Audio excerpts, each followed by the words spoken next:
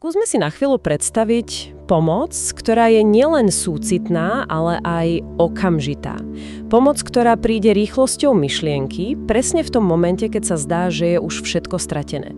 V tibetskom buddhizme existuje bytosť, ktorá je stelesnením presne takejto aktívnej, bleskovej ochrany. Je to ženská postava, volá sa Tára a dnes sa na ňu pozrieme zblízka, a to cez optiku jedného z najväčších tibetských majstrov a historikov Dzongkha Taranathu a jeho spisu Pôvod Tára Tantry. Takže poďme spolu zistiť, kto vlastne Zelená Tára je, prečo sa o nej hovorí ako o tej, čo koná tak rýchlo a ako jej praxa môže, podľa Taranathu, úplne zmeniť náš pohľad na strach a prekážky. Aj skvelé, že sa opierame práve o Taranáta. On nebol, len nejaký mystik, on bol puntičkársky historik.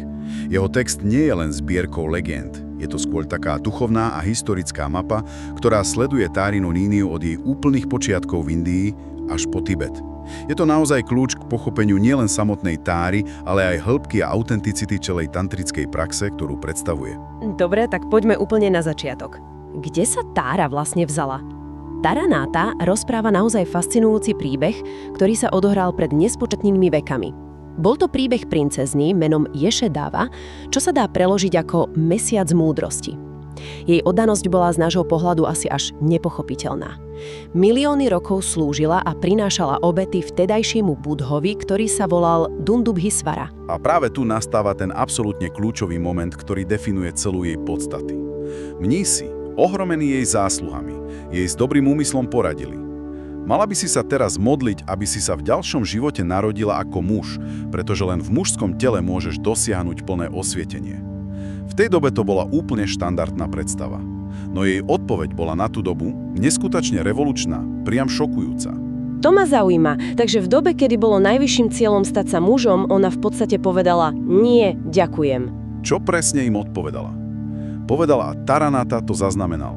V tomto živote neexistuje žiadny rozdiel medzi mužom a ženou, ani vlastné ja, ani osoba. Týmto sú zmetení len slabomyselní ľudia. A potom urobila sľub, ktorý otriasol základmi vtedajšieho duchovného sveta. Bol to akt, ktorý nebol len o súcitu, ale aj o radikálnom búraní konvencií. Dobre, a aký bol ten sľub? Toto je naozaj zaujímavé. Sľubila, že bude neustále pracovať pre dobro všetkých bytostí, a to výhradne v ženskom tele, až kým sa samsára, teda ten nekonečný cyklus utrpenia a znovuzrodení, úplne nevyprázdni.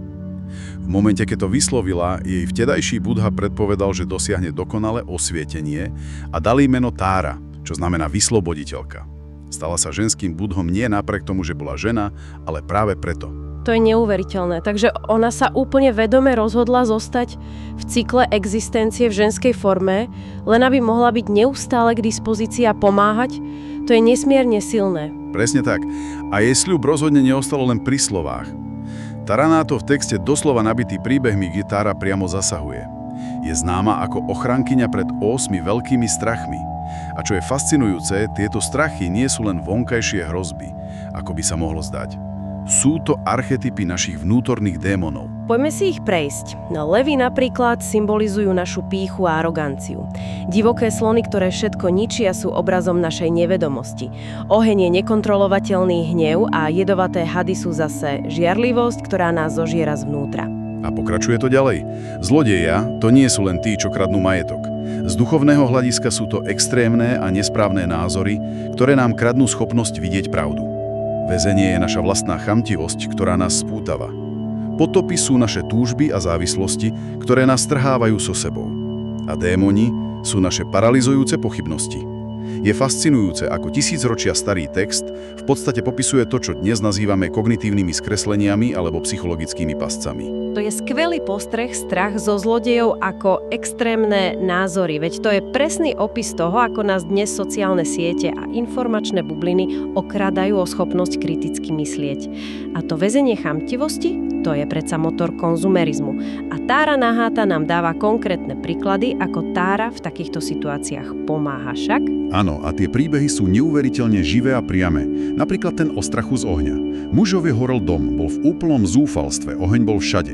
Keď už nemohol nič robiť, len inštinktívne vykríkol: "Ó, matka Tára." Podľa príbehu sa v tom okamihu na nebi zjavil modrý oblak a spustil sa lejak, ktorý oheň okamžite uhasil. Alebo ten príbeh o dievčati a slonovi.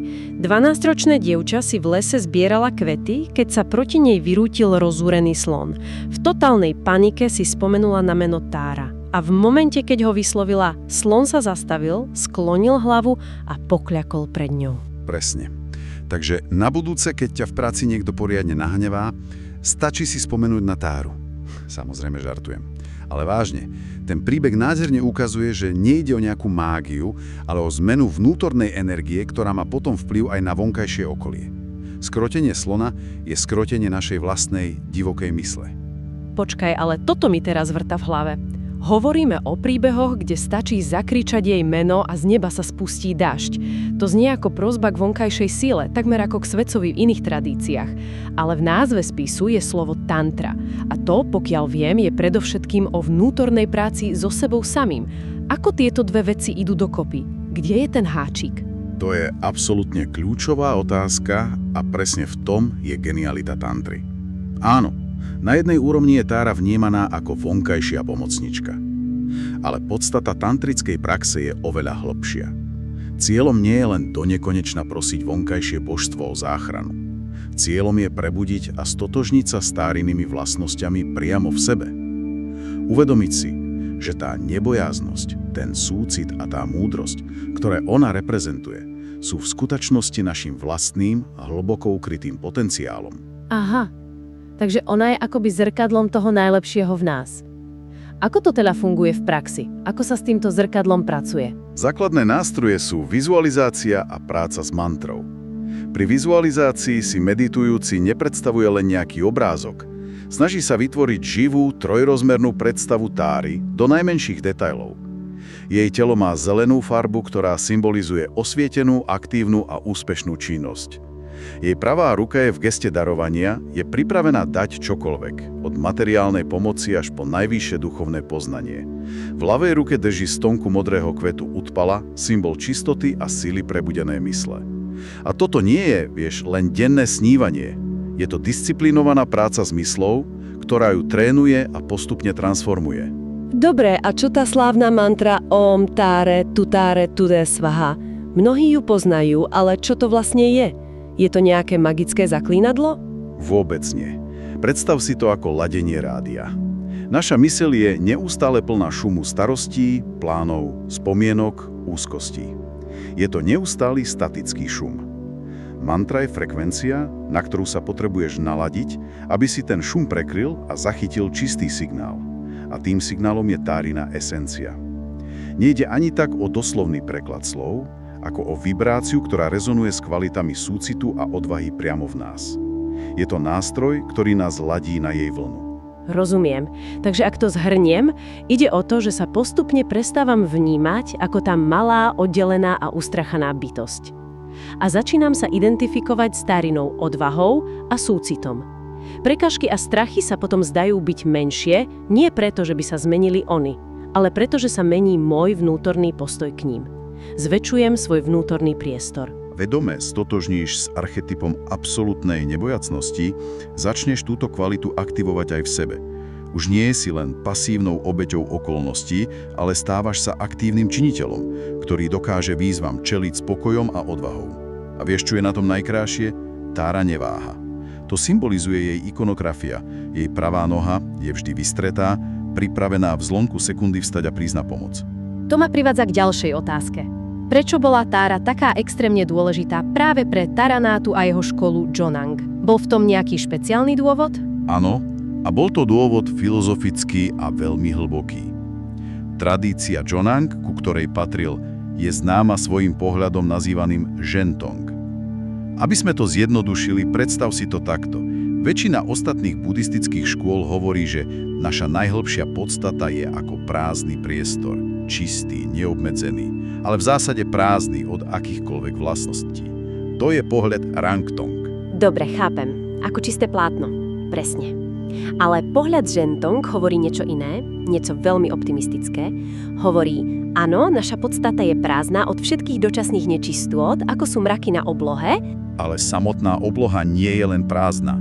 Je plná slnečného svetla. A Tára je pre tradíciu Jonang presne tým stelesneným svetlom.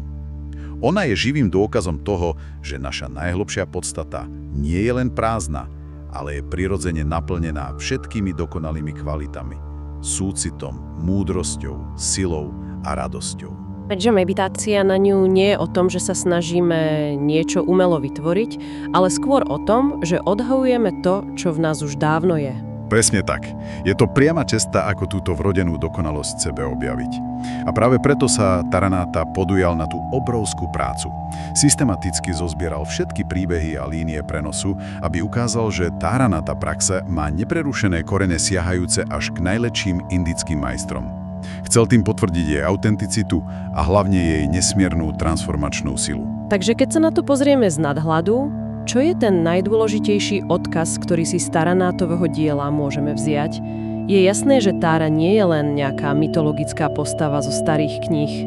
Určite nie. Je živým symbolom osvieteného súcitu v ženskej podobe, ktorý je okamžite dostupný. A dôležité je pamätať si tú jej dvojitnú povahu. Je vonkajšou pomocníčkou v núdzi, ktorá naozaj dokáže zasiahnuť, ako ukazujú príbehy, a zároveň je našim vlastným vnútorným potenciálom, tou iskrou odvahy a láskavosti, ktorú môžeme v sebe prebudiť a rozvíjať. Jej prax je teda rýchlou a účinnou metódou na prekonávanie vonkajších aj vnútorných prekážok. Je to vlastne cesta k objaveniu našej vlastnej vrodenej múdrosti a odvahy, ktorú sme možno zabudli, že máme. A na záver možno jedna myšlienka na zamyslenie. Keď sa vrátime úplne na začiatok, k tomu príbehu princezny múdrosti, jej sľub, že bude pôsobiť výhradne v ženskom tele, bol vo svojej dobe neuveriteľne radikálny. Bol to akt, ktorý priamo spochybnil patriarchálne normy a vyhlásil, že osvietenie nemá pohlavie. Taranatov text nás tak nepriamo vyzýva, aby sme sa zamysleli nielen nad pôvodom tejto tantry, ale aj nad pôvodom súcitu a odvahy v nás samých. To je naozaj silná myšlienka na záver. Skúsme si položiť otázku.